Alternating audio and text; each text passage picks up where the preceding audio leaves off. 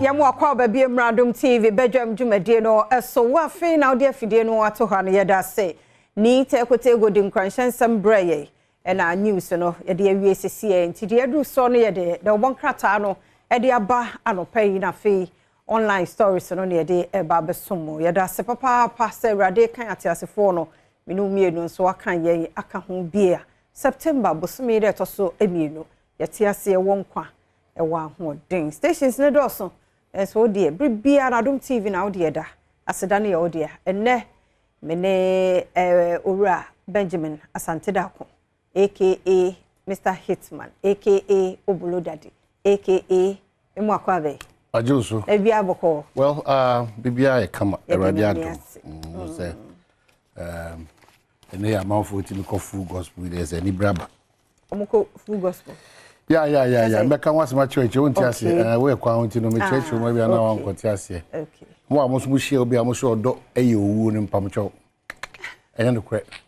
Or dog a man qua a man each or dog and you at the man out the door. Eh, or do you or do you or don't you? A bobusumi on your media chain. You know, you can't a bobusumia. The entire a bobusumino.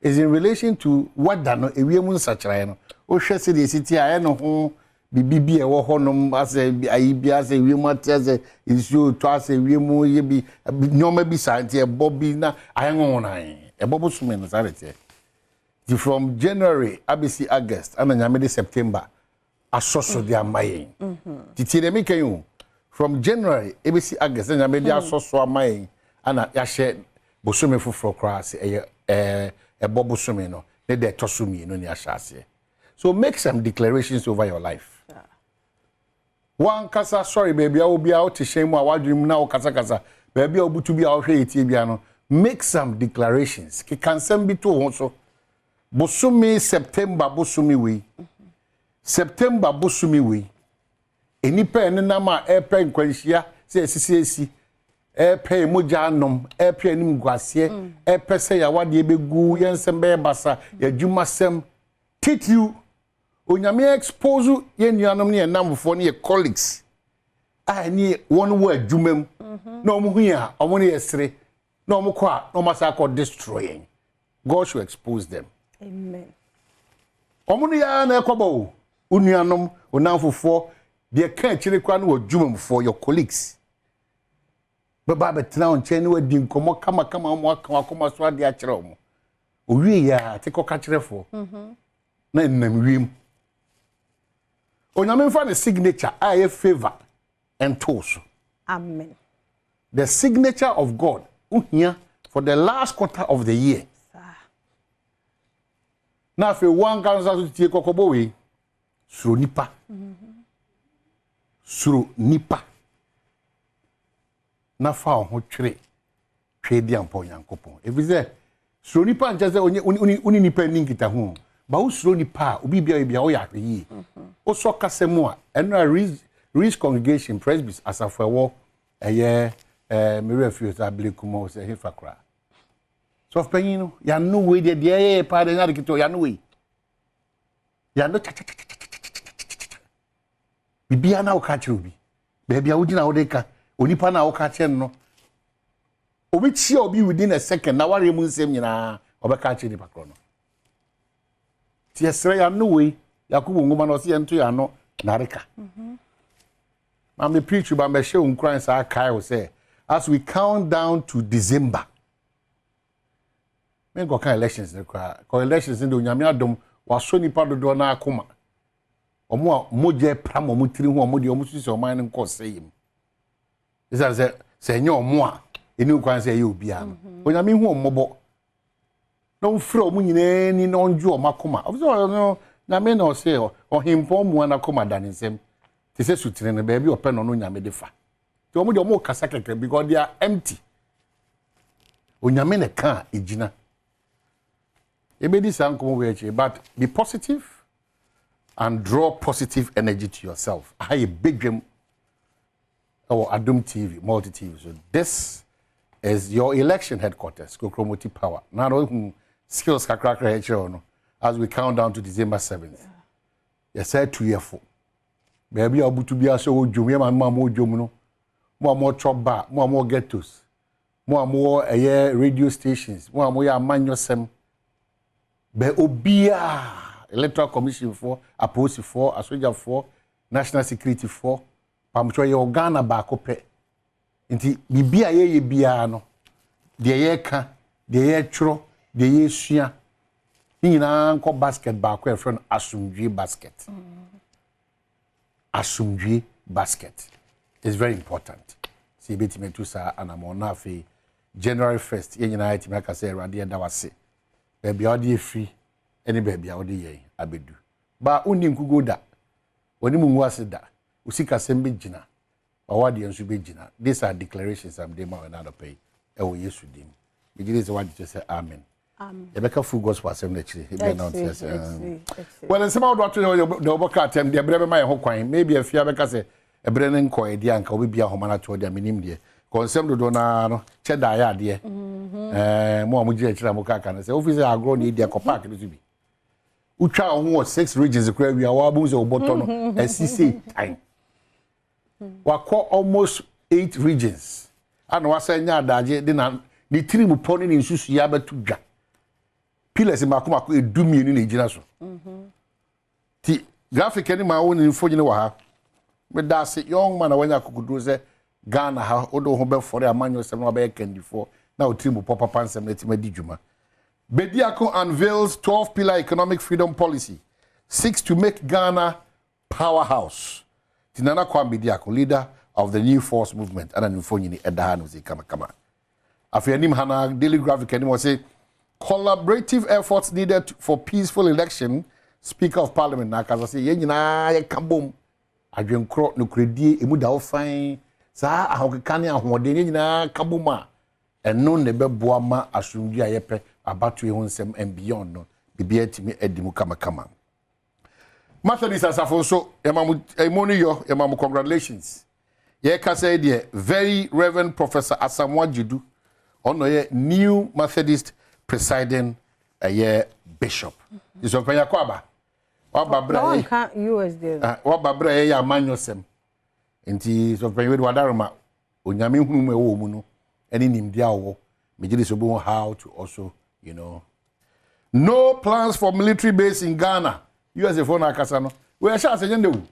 Akwasi pride aba America go base base when we America we mujadi.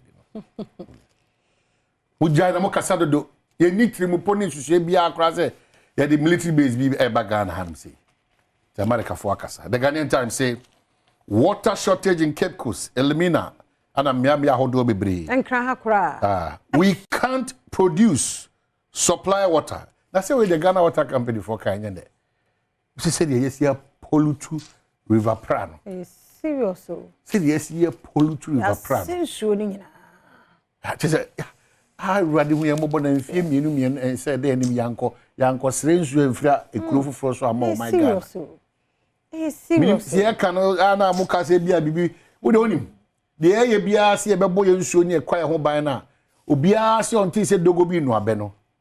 Onyame ma ne mpare ba ye nche bia na ekuduru ho. Ebi ni Ghana Water Company. Show before you be ye new superman no manu ye de agumo. Ku be wie yare ahodo nko a brain tumor, kidney problems, heart failures because we yes sanama ani be project process e be fama ansa na wasesa no abro bibia so say nti ada ne ye de hu awusa na we be complaining on mind mu nya na yesi eno kwa na mbesi TV ye nyina na ye boa na beduru ha hwade ayaye Ije basa na de yani break akana kosoa wona ye akandifo no very painful say ye kuntia bibia so yankase ye nsu ani esese ete no etini kuntia adai never ni abedu yi oh debi we de ye gina nkwantana na ayira ya na ase de ti nwasem no wa ma ye man hihye on prime nim da ye mehihye bi go Ghana Water for de bia de omo kasa omo te wo misu tase na we kwanya omo te won kwansuo na asa fefam ana abepiepie ba bia wo bia enti kwahwe ma pemfo a wo ma wo omo manso omo ma di form akra ya wo no foforo na na nimie no nyina anya adwuma nimie no nyina afira ne nsa bia ye tietia ne nsa morre no anforme ni nyina ye nsuo we ya nro galamsey nro na omode ya galamsey no na ye no mo na asai bibia asai you dey hokwa the bar the field no jo ka so ojibre akirikiri mu amo adesua ho bedwiriw ayare ho ba fa na nisu ade me ka cho nya se enche bia nsuo no ye bekra nti ye mo e ho sisia ye tim kura ni entimi ntoi ni ye bekra eni anso me no so any map here say don't abandon country after your studies abroad. President appeals to Ghanaians to embrace Ghana for Amokoje in Chelsea addition man pay or Seremo Semunya San Chelsea ni nimje ni wi amova mrefi ma munya fi ho. Ye beba fi so na mo tutu fie yi. Ye beba fi a tutu fie yi. Living na edin o. Living na edin. Ye beba fie di a tutu fie yi. Ye ma board ye ma board ti aban wo kan say na kwa be kan no. Na so aye ne mayi. Sa wan be ko be obi an ko be bia. Now ti me rent unya adwuma pa ye ni e ba ye techima na ye ba. Na me dey obi call market. Oto eye punana almost bottom ma back. 800 Ghana cedi. Bibiri ba ye bibi maw. Oto dabre kona almost 900 because no de chain punano. Na and also bottom ma 900. And obi say na ba ye bibiri be we na 800 don't be doing cry ha. Ba ko pe. Ba ko 50. Ba ko 70. Na 30. Adem. I said transport. Ye nyina ye ka ho. Ebo no boom na odi akoso fa so boom. Adenta MPPPC boost police mobility, security and community. Ye nua ba no omo friend no. Cozy. Yes. Ono so ana akobo aposi for no. Republic Democrat na fi ewi edwumedi ayedi. Road tragedy strikes again. 3 dead, 32 injured. Whew. 3 dead, 32 injured. Ja, erade enka ya wona nyina nya hwe. Yento yebo. All right, if you. Ene ewie na ka director fatso Adom online na obi prophecy bi de beto ho. Na erade akan na de yentwam enokura wo he prophecy. A flag bearer will be shot. Popular prophets predict doom for December 7 election. See, nyamene yesterday no. Aba bonti de na erade no cancel data. Yempe said the kwabna aka no more mu da hwego ne. Erade nso ma ne mmemme mo obi nkom hye bia mmemu. Ti erade sisi sa ne mani nyina no kwan. No mo bia ho ban fo bia nkọ fo bia nso. Emranti eho asem so eni akwa bi na akọwia fon a yede na to 25 years no. Badomonline.com a ewo ha ene nsem ahoduro bi Stiffy North mrahye bedwane so yede ban mu news no street light bano patrol bano and almost street light 1000 sebe bambo ebe pejani bano nimnyamfo edasio sa be pejani mu ho ti ho asam no ye fancy na ya joada na wotwe foforo mu kra ni ye kọ na agudie mu nsam no aba ye wie health tips no maternal depression oba nyim obewo depression obefam kra no obewie ye say awo na tete no because wanya emwa nyinsen no kra no eye issue obi wo ho no mu aware ne Mrs. Nan wo peso wonya but wonnwene ho se Mrs. ni mu no obefa afuro na afuro mu fa no ne ma say ni wom enti se nyinsen ni eba sa na o go through aye ne say ada na me ye say ada na we happen to me maternal depression koma ye bedine na wotwe mu no wada wo maka ye ho na ye ntie sansam no nti wo ye obi a fresher fe no aware the newest ye Mrs. in town tie sebe ya ura nyinsen mu a anyo nwanwa bebre wo hu se nyina sa na ye fa mu ena ni egina ha sa nti ebi to a normal sa na Yakopon ye na ade kan ye ho na fe eni gidie mu nsam ahosepɛ sister Sandy ebeba na fe asemidika na nkomo bi so ewo ho na fe mpensem mu aba kwaso ne Adom TV ntena fi se ye wazo ye yeda se